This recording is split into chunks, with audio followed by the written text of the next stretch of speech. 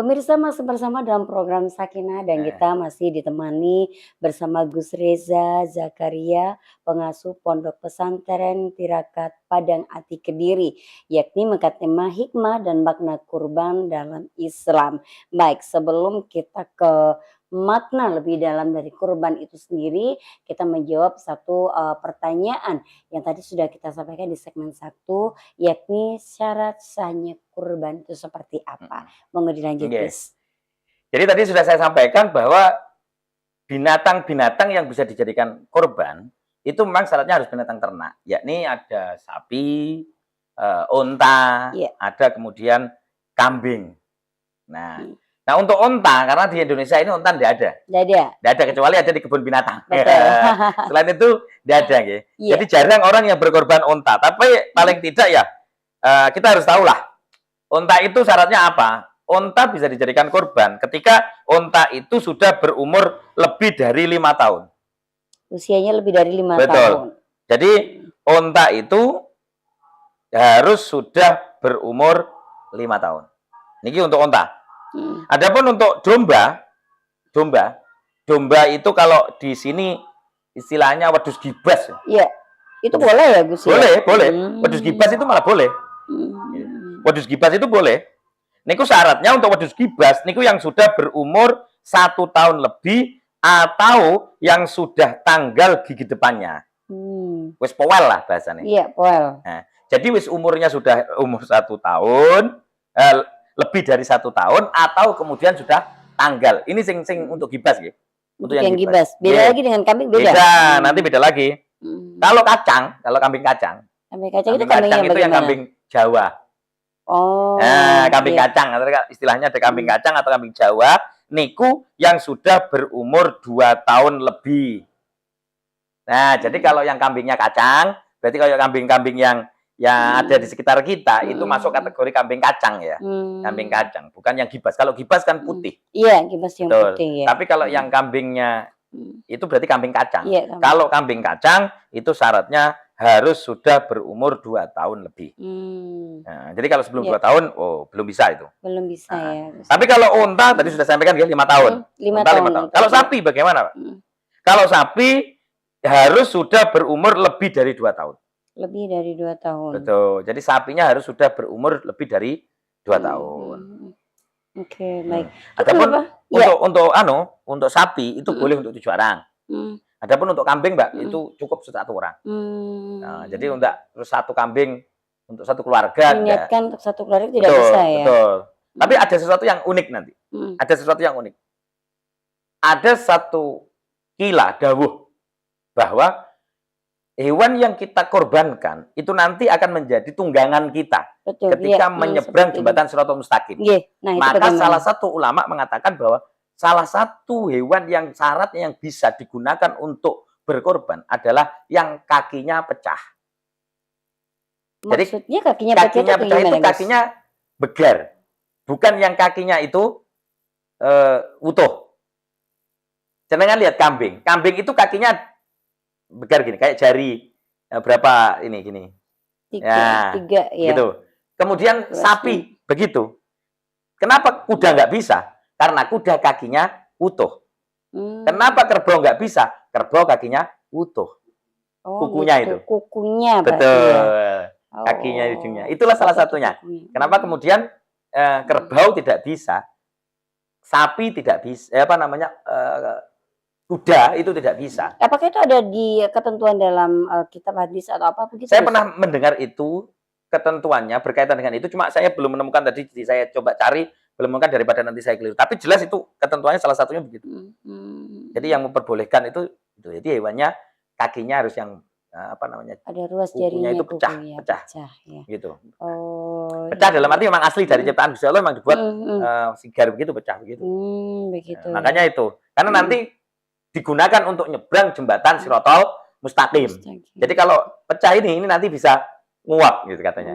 Tapi Mmm, kalau kemudian kakinya iya. itu jari apa namanya kukunya itu Utuh. tidak pecah, itu Mhm. nanti kan tidak bisa. Oke, Nah, itu salah satunya. iya iya, Nah, oke. lebih ciri. Ya, kemudian untuk syarat binatang kurban itu sendiri, kalau tadi kan dari usia ya, Gus, ya. Betul, Nah ini, pasti kalau, dulu waktu di sekolah kan diajarkan syarat sahnya kurban itu hewannya harus, begini, harus sehat, harus betul. sekian sekian sekian, harus nah itu bagaimana, Gus? Nggih. Nah, ada beberapa hewan yang memang tidak bisa atau tidak mencukupi untuk kurban, Mmm, ya. Karena memang syaratnya memang harus sehat, sehat tidak berpenyakitan. Tetapi kan nanti dari beberapa syarat-syarat hewan yang tidak bisa dijadikan untuk kurban, kita kan bisa tahu, oh ternyata selain hewan ini, hewan-hewan yang seperti ini itu bisa digunakan untuk kurban. Jadi kurban. ada beberapa hewan yang tidak bisa untuk digunakan untuk tidak dapat dijadikan Mhm kurban. Hmm. mhm mhm. Boleh itu misalnya apa ya? Salah satunya adalah binatang yang buta salah satu matanya. Iya, Buta al-aura'u bayinu al-bayinu auruha. Jadi hewan yang matanya itu tidak bisa melihat dan itu jelas bahwa dia itu memang buta. mhm, Kalau buta warna, bagaimana, Pak? Nah, misalnya lemah penglihatannya sah untuk dikorbankan. Lemah itu misalnya kalau malam blawur itu masih mhm, sah. mmm. Tetapi kalau buta tidak sah. Tidak bisa. Kalau Betul. misalkan, kambing tersebut, sakit mata, katarak katakanlah seperti itu, apakah bisa digunakan, Gus? Itu dikategorikan lemah. Mmm, Dikategorikan masih lemah. Kecuali katarak yang sama sekali sudah tidak bisa, nggih. mhm. Matanya melihat, melihat matanya itu terbuka tetapi tidak bisa melihat. Tidak bisa melihat ya? Nah, itu kan katarak, ada yang katarak itu penuh kemudian dia hanya tertutup selaput Mhm kemudian lemah, ada mhm yang sama sekali tidak bisa mhm melihat. mhm Nah, hal itulah mhm, yang kemudian yang tidak bisa sama sekali melihat itu yang tidak bisa digunakan untuk korban. Jadi sama sekali tidak mhm bisa digunakan. mhm Nggih, mhm. niku. Kemudian apalagi, Gus? Misalnya ada lagi yang tidak bisa melihat di waktu malam, Mmm, tetapi bisa di waktu siang, mhm juga mhm sah. mhm Berarti rabun apa? mhm. Rabun senja. Rabun senja Ya, ya? rabun senja itu masih sah. Mmm, Rabun senja. Jadi kalau malam dia nggak bisa melihat senja, mhm gelap karena memang malam. Tapi mhm, kalau siang jelas. iya, Atau sebaliknya rabun siang. Kalau mhm, siang nggak bisa melihat, tapi iya, kalau malam malah jelas. mhm Misalnya, mhm, itu masih sah. Yang oke. penting bukan buta. Oke, nah misalkan nih Gus, Hmm. terkadang kan ada ya, Nah, penyakit yang menyerang hewan ternak itu secara mendadak. Jadi hmm. begitu, kemarin-kemarin itu kondisi hewan kurban itu dalam keadaan yang sehat ya. Betul. Begitu menjelang akan, dikurbankan setelah sholat Idul Adha kan ketika akan disembelih tiba-tiba kakinya itu, kalau orang Jawa bilang apa ya, dingkulen gitu ya, jadi Jingkulen, tidak jingkulen. bisa berdiri. Betul. Jadi, tiba-tiba sapinya tuh lumpuh mendadak, Hmm. apakah itu sah untuk Nah, dikorbankan? yang kedua yang termasuk tidak bisa dikorbankan adalah ini hewan yang kemudian pincang secara jelas. Jadi al-arja'u al-bayyinu arjuha. Hewan yang pincang dan itu jelas kepincangannya. Jadi ketika kira-kira ukurannya adalah ketika kemudian dia bersama dengan rombongannya berjalan, Mhm, dia akan ketinggalan jauh. mmm, Kategorinya begitu. Tetapi selama dia itu masih normal, pincang tapi misalnya sikilnya itu pekor lah, pekor ya Mas. Bukan pincang, pekor. Tetapi kemudian dia tidak iya, mempengaruhi terhadap jalannya dia, tidak mempengaruhi terhadap ketika dia bareng-bareng karo gerombolan ini gak ketinggalan adoh, masih diperbolehkan. Tetapi kalau kemudian itu pincang yang kemudian dia mengakibatkan mlaku gak mungkin untuk bisa dengan bolone, berarti tidak bisa. mhm, Adapun seperti yang pertanyaan panjenengan, sebelumnya sehat, kemudian sebelum menjelang disembelih tiba-tiba sakit. Apakah itu juga masih memenuhi syarat? Tidak memenuhi syarat. Otomatis yang itu harus pinggirkan. dipinggirkan dulu Mhm sampai kemudian dia benar-benar sembuh, mhm kemudian masih digunakan. mhm Karena tadi sudah saya katakan bahwa kurban tidak harus hari raya Idul Adha, mhm, tetapi ada hari tasrek, iya, tanggal mhm 11, mhm 12, 13. mhm Jadi jangan dipaksakan semuanya, nanti para pemirsa juga yang ada di rumah, jangan kemudian memaksakan berkorban pada hari mhm pas bertepatan dengan tanggal 10 Dzulhijjah. mhm, Ini perlu saya sampaikan juga. iya, Masa sampai satu masjid ada misalnya sapi 40. boleh bareng hari itu Nah, ya. hari itu juga semuanya. Ya, Tidak pokoknya akan selesai iya, Gus tidak ya. akan selesai. Padahal itu masih ada waktu tanggal 11, tanggal 12, 12 tanggal sampai 13. 13. Itu Berarti masih boleh kurang itu. lebih sekitar 4 4 hari. hari ya Gus Betul, ya. seandainya setiap hari 10 kan Mm-mm. nanti semua warga masih menikmati. Iya, Nah, masih terbagi. selama 4 hari begitu ya. Selama 4 hari itu. Oke, baik ya. Oke, selesainya berkorban lagi masih ada Gus? Masih. Mm-mm. Nah, binatang yang sakit, yang terlihat Mm. jelas sakitnya. Iya. Binatangnya Seperti loro Mm-mm. dan ketok niku lorone. Mempengaruhi terhadap misalnya badannya menjadi kecil. Mm. Orang loro-loron misalnya kena cacing pita gitu ya. Mm. Akhirnya kuru begitu. Mm. Nah, kalau kita insya Allah aman dari cacing pita. Aman ya, Karena kita termasuk orang yang subur. iya gitu. betul ya, kecuali Mbak ini produser ya. Iya, iya, Nanti iya. ya. Termasuk golongan kena cacing pita Betul. Tidak Mbak, bercanda saja. Tapi selepas ini dia akan gemuk kok Gus. Insya Allah. Biasanya kalau sudah menikah jadi gemuk ya. Iya. Jadi kalau kita ini insya Allah aman dari cacing Aman pita. ya Gus ya. Iya. Termasuk golongan orang-orang yang sabar. Betul. Sabar dan orang yang subur. Betul. Jadi kalau hewan kurban kita termasuk masuk berarti ya. Iya. Bisa, itu termasuk masuk kita. Karena itu tadi, karena kita jelas itu sehat gitu ya. Sehat, alhamdulillah. Alhamdulillah. Baik, lanjutkan lagi Gus. Nah, kemudian ada yang hewan yang kurus kering.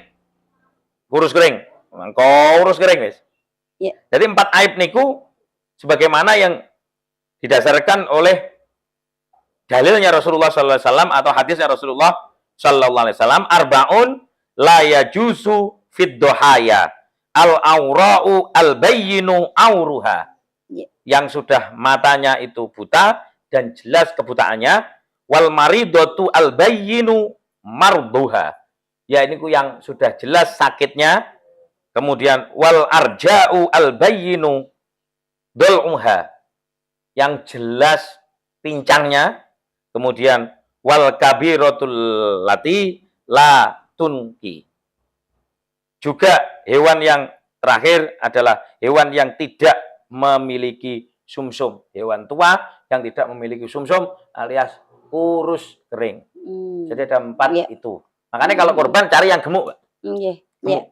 Dipilih yang gemuk agar dagingnya banyak. Niku. Ya, oke, baik. Nah, Gus, ini mungkin sedikit menyimpang, tapi masih ada kaitannya ya. Ini berkaitan juga tentang korban. Perbedaan antara akikoh dan kurban itu sebenarnya apa? Nah. Bahkan ada polemik di masyarakat yang mengatakan bahwa sebelum orang tersebut atau pribadi tersebut mengakikoh atau diakikohi itu tidak boleh berkorban. Nah, ini benar gak sih Gus sebenarnya? Sebetulnya begini ya, akikoh itu adalah ismun lil bahaim. Nama untuk hewan yang disembelih untuk kelahiran anak. Jadi sebabnya akikoh itu adalah kelahiran anak. Karena ada satu hadis mengatakan kullu mauludin murtahinun bi akikotihi tuzbahu anhu yaumas sabi wa tuhlaku wa tusamma. Setiap bayi yang lahir itu masih tergadaikan dengan akikoh. Sampai kemudian disembelihkan untuk dia pada hari ke-7. Kemudian dipotong rambutnya dan kemudian dikasih nama. Itu salah satu hadisnya yang untuk dalil daripada akikoh. Nah, sedangkan kurban dalilnya di dalam Al-Quran jelas. Fasholli li rabbika wanhar. Sholatlah, kemudian har. Dan juga wanhar. Ya, ini berkorbanlah. Nah, yang menjadi titik pembedaan adalah akikoh dapat dilakukan kapan saja. Sedangkan kurban itu khusus dilakukan pada bulan Zulhijjah, yakni pada tanggal 10, 11, 12, 13. Jadi 11, 12, 13, tanggal 10. Baik, ya. Itu yang menjadi pembeda titiknya. Jadi tidak bisa kemudian kita mau kurban tapi tanggalnya Syawal, nggak bisa. Tidak bisa ya. Tidak bisa. Tapi kalau tetap bulan Dzulhijjah. Boleh. Kalau akikoh bisa kapan saja. Walaupun orang tersebut sudah dewasa atau sudah sepuh, tetap bisa. Betul. Ya, bahkan kalau di dalam Kifayatul Ahyar itu disebut kapan akikoh itu disunahkan. Pertama, Yaumus Sabi, hari ke-7. Setelah kelahiran. Iya, kalau kebudayaan kita kan hari ke-5 ya. Iya. Hari ke-5 pasar gitu. Pasar. Tapi sebetulnya ada hari ke-7. Terus fa'ilam tasati. Fabi wahid wa isun. Wawahada asyara.